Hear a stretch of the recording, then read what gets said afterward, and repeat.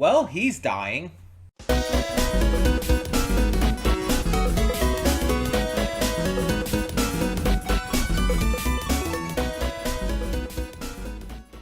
Hey everyone, welcome to Princess of Gay. I'm your host Connie, and today we are here with my blind reaction to episode 12 of Lazarus.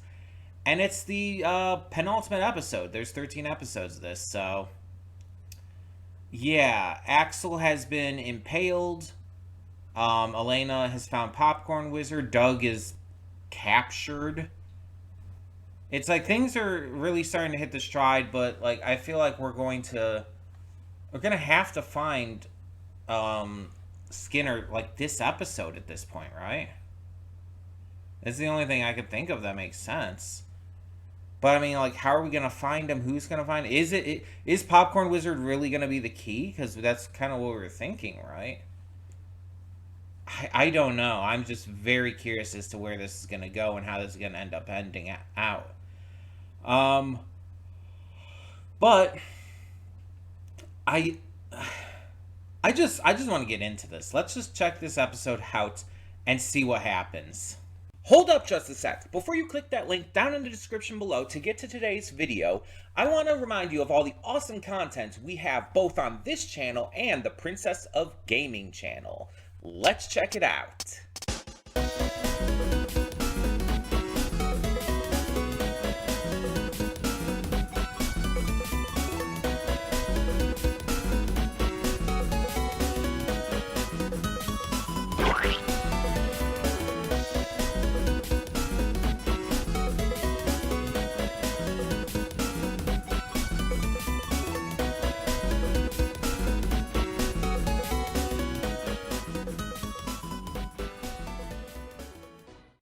And we are back, and we'll begin with spoilers in 3, 2, 1, now. So I mention this, like, pretty often, but I tend to cry a lot in reactions, and even, like, sometimes off-screen in reaction, or when I'm recording reactions. You know what I mean. Like, in between the reaction and the afterthoughts and stuff, and, it's not always because of like sadness or anything or like even really happy moments. Sometimes it's because of just like being really like invested and hyped into a show, into a moment, into like just whatever's going on at the moment with the series, or in some cases movies or whatever else.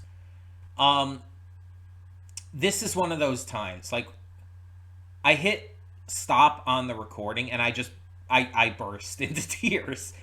And I can't, like, again, it's like, it's not even something I was trying to hold back in the reaction. It kind of almost seemed to come out of nowhere. But it's just, the instant it happened, I knew why I was crying. It's just as simple as just, I love this. It's just so cool. Shinichiro Watanabe is the GOAT. Like, again, I may not be, like, as huge of a fan of Cowboy Bebop as other people tend to be, but I still like it quite a lot. And it's like Carol and Tuesday is one of my favorite shows of all time. I love Samurai Champloo. I love Terror and Resonance. It's like he's just always such a good director and creator of these various anime that don't have like source material. Like these are all like original series that aren't like based off of a manga or light novel. They're originals. And that's so cool because it's like it's just this great moment to see like human creativity in action more than ever. He just forges these stories and it's like they're so good and they say so much. Like every single one of his stories, like that's kind of his big thing. Every single one of his stories are saying something. They're tackling real life issues. And sometimes the shows will tackle multiple issues. And it's like, that's what creates this connection with them. That's what makes us as viewers invested. It's the fact that there is relatability, connectivity, and that human element. Because it's very clear Shinichiro Watanabe cares a lot about the world and the people within it. To the point where, like, that's kind of, like, central to the core themes of all of his shows. Whether he tackles, like, anti-capitalism or environmentalism, such as this show having a huge focus on that. Whether he touches on social and cultural issues like in Samurai Champloo, or relationship issues like in Cowboy Bebop, or political issues like in Carol and Tuesday. He touches on all of these topics because there's stuff that we can relate to, stuff that we understand from the world that we live in reality. They're all things that, like, tackle the issues of humanity. But all of his shows also have this glimmer of hope, this glimmer of just this bright spot amongst all the darkness of humanity. There's always these bad guys who are doing these terrible things, these companies, these organizations, these, like, you know, specific people, but there's also always good people fighting against it and trying to make things better. Like, you'll have this, like, corrupt army official in this who murders his comrade in cold blood and gaslights his soldiers into thinking, like, that the dude was about to betray them. But then you have Abel, who, as part of the NSA, put together Lazarus in the first place in order literally to save people. And now he, under executive order from the president, is storming the army's, like, base to rescue his friend and to put a stop to their, you know, tyranny, because it's like they've been, like, doing some horrible shit. And they're behind this assassin, Soryu, who was after Axel. Or, well, sicked after Axel. Because of the entire experimentation that was done with him. And we find out in this episode that Soryu and his go-between were actually the same person, which I did not catch on to at all in the last episode. Like, I think it's the glasses and the hairstyle that threw me off, because he looks different with that. Even though, like, obviously, like, in universe, like, Chris was able to instantly tell that was him. Also, I think the expressions he was making were different, too, and I think that kind of comes into line with the entire DID thing. He's, like, drawn to look different between these two personalities. Both of these personalities are drawn to look and act differently. And so that's why each of them were different. Visually speaking, too. So that's really interesting in and of its own right. But yeah, it's just such a wild set of circumstances here. And to find out that he was in this homeless community with Jill and everything, like we saw in, like, what was that, episode 2 or 3? It's like, wow, that's, like, just... And it's tying everything together, because on top of it, Lynn, Popcorn Wizard, was part of these islands off the Maldives. The ones where they have analgesia. It's like, holy shit. It's just tying everything together in such a beautiful way. Like, I would never have considered that. But then it's like, it's so connected. And the fact that he is with the homeless society also makes sense, because we know he's a humble person who absolutely would not view himself as better than others. He would live among the homeless. He would live amongst the poor and disenfranchised. That goes along with his entire ideologies as well. It's like, this is just, like, so logical.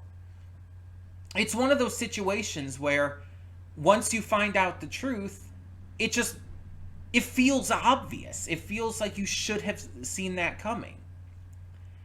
And I love that. I love that it's like it feels that obvious. Because it's like everything was given to us. All this information, all this setup was given to us. And it just never like fully clicked. Because we had no reason to believe he would be there. Why would we think that? Why would we think that Lynn was like one of those people from the island? We had no reason to believe that. But it's like things are clicking together in a way that's like just mind-blowing. And that's Shinichiro Watanabe's works. Like, that's the kind of shit he does. And it's just so good.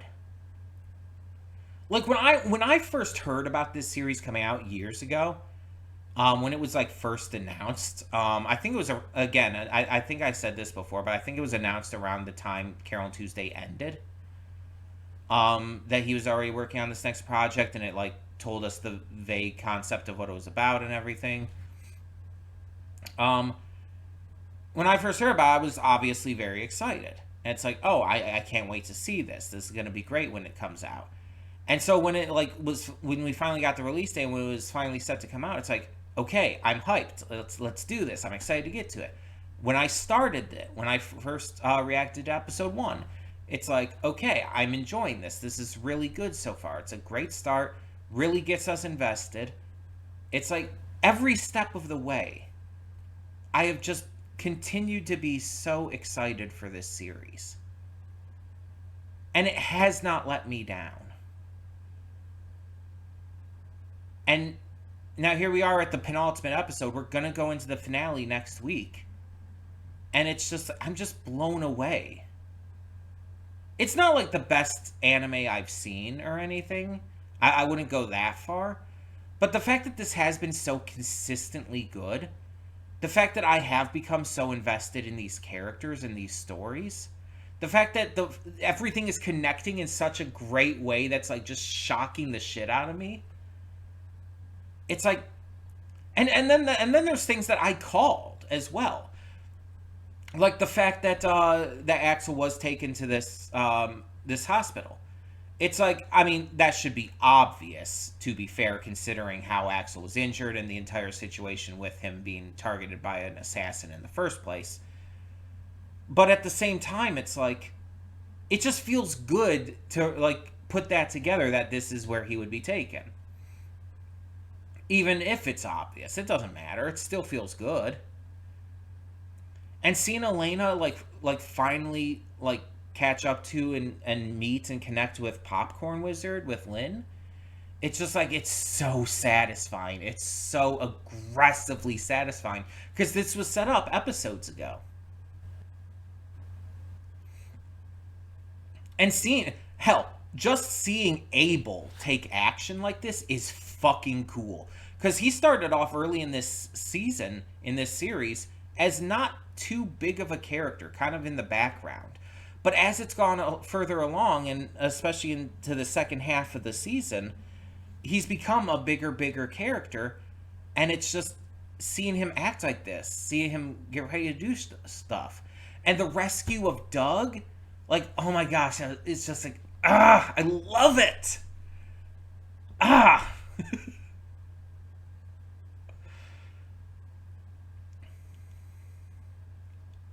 It's just, I love this feeling. And I've felt this feeling for a lot of stuff. Carol and Tuesday, obviously. One Piece.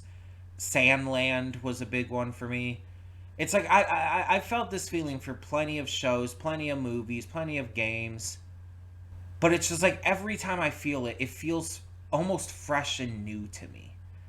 Every time, like, I get this amount of hype and excitement, it feels like it's something I've never felt before. And I don't know how else to explain it other than that it's kind of one of the best feelings in the world. And part of it definitely has to do because of the adrenaline pumping through me right now, but it feels so aggressively good. Again, I don't know how else to put it. It's like I don't know if it's like pumping like happy chemicals into my brain or something, but it genuinely is making me feel so like actively and aggressively happy.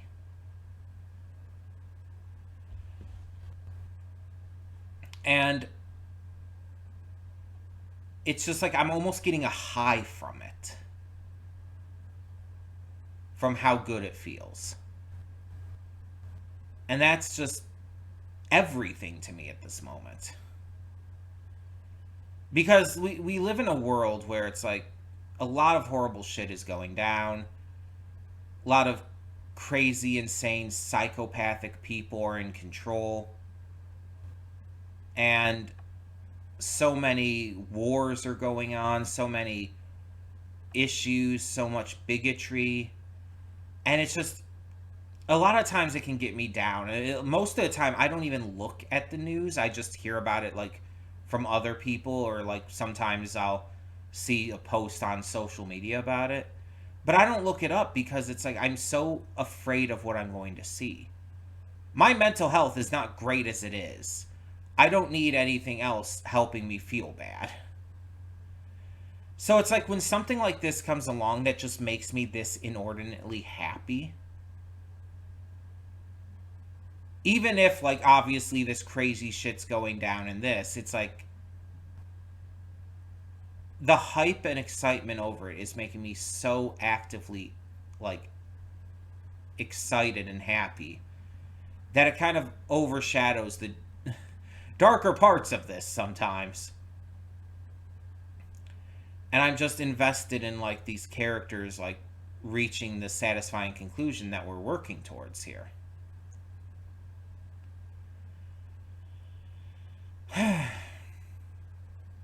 it just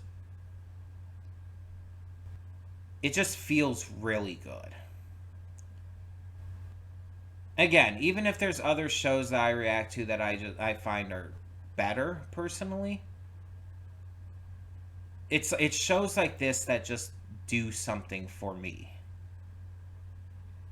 and just hit that right note for me that just is exactly what I need. And it's so interesting that that a show like this, about this content, about this circumstance and situation, can elicit that kind of emotional reaction. One that makes me burst into tears. Again, not out of sorrow, not even out of just general happiness, but out of hype.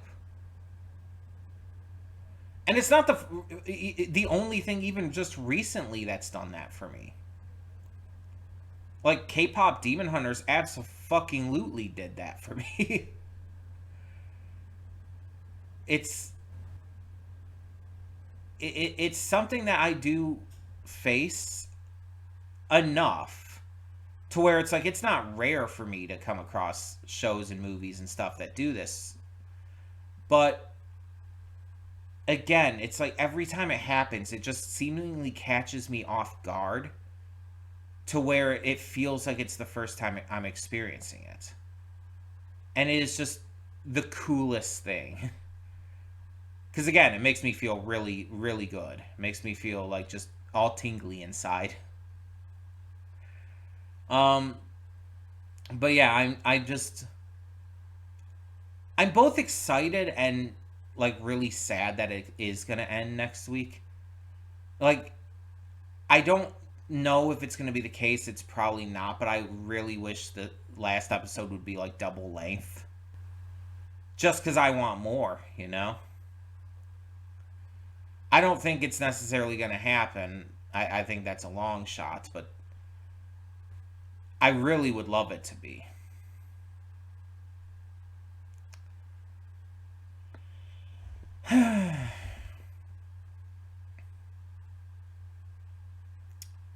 Plus, it would allow for more just conclusiveness to this.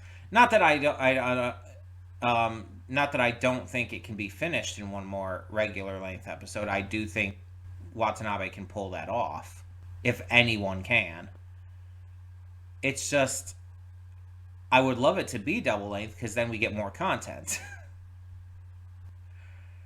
It's going to be really sad to see this series go. But just like Carol and Tuesday, I'm just glad to have been along for the ride. I'm just really happy to have experienced this. Like,